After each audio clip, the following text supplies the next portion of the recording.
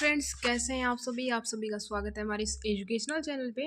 तो DDU university Gorakhpur के जो पीएचडी एंट्रेंस एग्जामिनेशन होने जा रहा है उसका सिलेबस आपको था कि सिलेबस में हमें एक बार सिलेबस का ओवरव्यू दे दीजिए कि कैसा सिलेबस किस प्रकार से हमें कवर करना है और क्या क्या आपका सिलेबस है। कुछ कैंडिडेट ऐसे हैं जिनको सिलेबस के बारे में भी अभी कोई आइडिया नहीं है कि क्या सिलेबस आपका रहने वाला है।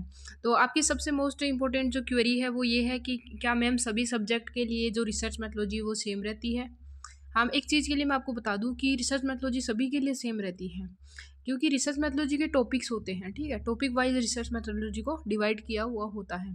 तो आपके डिपार्टमेंट पे डिपेंड करता है कि आपका डिपार्टमेंट उन टॉपिकों में से कौन सा टॉपिक आपके सिलेबस में शामिल करते हैं।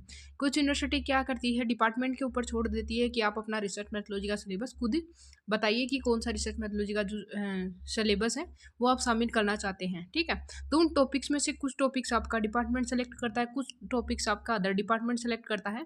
तो इस प्रकार से जो रिसर्च मेथोडोलॉजी के जो टॉपिक्स हैं वो डिपार्टमेंट के वाइज अलग अलग डिवाइड हो जाते हैं। कभी कभी क्या होता है, डिपार्टमेंट का सिलेबस भी सेम रहता है और कुछ डिपार्टमेंट का सिलेबस थोड़ा बहुत अलग भी रहता है, लेकिन आपके लिए रिसर्च मेथोडोलॉजी सभी के लिए सेम रहती है। और मैं तो ये कहती हूँ कि रिसर्च मेथोडोलॉजी जितने भी टॉपिक्स आपको सारे टॉपिक्स अच्छे से करने चाहिए, क्योंकि आप आगे रिसर्च करना चाहते हो तो रिसर्च से संबंधित आपको सारी चीज़ों के बारे में जानकारी होनी चाहिए। तो यहाँ पे देखो आपका सिलेबस है research methodology RET in agriculture का ये सिलेबस है आपका। ठीक है, तो इसमें कॉन्सेप्ट ऑफ रिसर्च आपकी फर्स्ट यूनिट क्या दे दी, मान लो आप चैप्टर है, चैप्टर फर्स्ट आपका क्या है, कॉन्सेप्ट ऑफ रिसर्च मेथोडोलॉजी का है।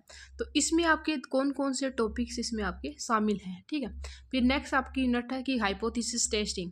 ठीक है, सेकेंड यूनिट ये आपकी क्या है, हाइपोथेसिस टेस्टिंग। थर्ड यूनिट क्या है, अब हाइपोथेसिस जो टेस्टिंग है इसमें आपकी hypothesis meaning, characteristics, type of hypothesis, ये सारी चीज़ें आपकी शामिल कर रखी हैं। नेक्स्ट आपका यहाँ पे क्या है, नंबर थर्ड यूनिट में data collection and data descriptive analysis. तो यहाँ पे थर्ड यूनिट आपकी ये रह जाती है। तो थर्ड यूनिट में आपके देखो टॉपिक्स आपके अलग अलग यहाँ पे शामिल किए हैं, लेकिन ये जो सिलेबस है इसमें ऑलमोस्ट आपके टॉपिक शामिल किए गए हैं। मैं तो ये कहती हूँ कि रिसर्च मेथोडोलॉजी आप अच्छे से कर लीजिए। ठीक है, पीवाईक्यू अच्छे से कर लीजिए, आपको कोई किसी प्रकार की कोई दिक्कत नहीं होगी। फोर्थ यूनिट आपकी है सैम्पलिंग की आपकी फोर्थ यूनिट है, जिसमें आपके सैम्पल के अलग अलग टॉपिक्स आपके यहाँ पे शामिल किए गए हैं। सैंपल से संबंधित की टाइप्स कितने होते हैं, ठीक है, डिज़ाइन क्या होती है सैम्पलिंग की, मेथड्स ऑफ सैम्पलिंग क्या है, प्रोबेबिलिटी नॉन प्रोबेबिलिटी जो सैम्पलिंग मेथड्स हैं वो कौन कौन से रहते हैं। फिफ्थ आपकी यूनिट है कि प्रोबेबिलिटी के बारे में यहाँ पे पूछा गया है कि प्रोबेबिलिटी की theories, probability, random experiment, mathematically, ये सारी चीज़ें आपकी इसमें शामिल की गई हैं। नेक्स्ट आपके यहाँ पे है सिक्स्थ आपका टॉपिक है। सिक्स टॉपिक में आपका यहाँ पे बताया गया है कि यहाँ पे डाटा एनालिसिस के बारे में बताया गया है। ठीक है, डाटा एनालिसिस में डाटा कोडिंग है, ये सारी चीज़ें आपकी इसमें शामिल की गई। जो टेस्ट है एनोवा टेस्ट, 1 वे 2 वे, ठीक है, इंट्रोडक्शन ऑफ SPSS से, तो ये सारी चीज़ें आपकी इसमें डाटा एनालिसिस में शामिल की गई है। नेक्स्ट आपका रह जाता है यहाँ पे इसमें आपकी एग्रीकल्चर का सिलेबस हमने देख लिया है। नेक्स्ट आपका है प्लांट पैथोलॉजी का जो सिलेबस है, ये आप यहाँ पे देखेंगे। तो यहाँ पे देखो प्लांट पैथोलॉजी सब्जेक्ट कंटेंट आपका है, सब्जेक्ट से रिलेटेड ये है। रिसर्च मेथोडोलॉजी आई थिंक इसमें सेम है सभी सब्जेक्ट के लिए। तो यहाँ पे सब्जेक्ट के रिलेटेड आप देख लीजिए, यहाँ पे सब्जेक्ट आपकी यूनिट्स कवर की गई है। यहाँ पे फिफ्थ यूनिट ये आपकी यहाँ पे बताई गई है। 6 यूनिट 7 8 9 10 11 यूनिट है आपकी यहाँ पे शामिल की गई है। और रिसर्च मेथोडोलॉजी आपके लिए ऑलमोस्ट सेम है सभी के लिए, अलग से किसी प्रकार की आपको रिसर्च मेथोडोलॉजी नहीं करनी है। यही आपकी रिसर्च मेथोडोलॉजी है जो आपको अच्छे से करनी है, चाहे आपका कोई सा भी सब्जेक्ट हो।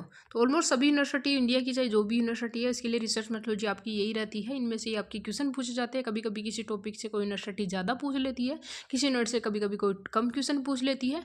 तो इस प्रकार से आपकी रिसर्च मेथोडोलॉजी का सिलेबस है। तो अगर आपको किसी प्रकार का कोई डाउट है या फिर इनके लिए आपको अलग अलग क्लासेस चाहिए रिसर्च मेथोडोलॉजी, तो आप मेरे को ये कमेंट सेक्शन बता देना। और आपका जो टेलीग्राम चैनल है वहाँ पे भी आप क्वेरी डालते हो तो उसके अकॉर्डिंग आपकी क्लासें लाई जाती हैं और जो भी आपके डाउट्स है टेलीग्राम चैनल पे सोल्व कर दिए जाते हैं। फिर भी अगर आपको इनकी क्लासें चाहिए, थ्योरी क्लासें चाहिए, तो आपको मेरे को ये कमेंट सेक्शन में बताना होगा कि इनकी थ्योरी क्लासें लेके आओ, तो थ्योरी क्लासें आपकी लगा दी जाएगी। थोड़ा सा टाइम कम है आपके लिए, ठीक है, तो इसलिए आपकी यहाँ पे या तो MCQ से आपकी सॉल्यूशन मिल जाएगा, आपको MCQ सॉल्यूशन मिल जाएगा आपको, या फिर डिटेल सॉल्यूशन चाहिए आपको तो वो थ्योरी क्लास में अवेलेबल करवा दिया जाएगा।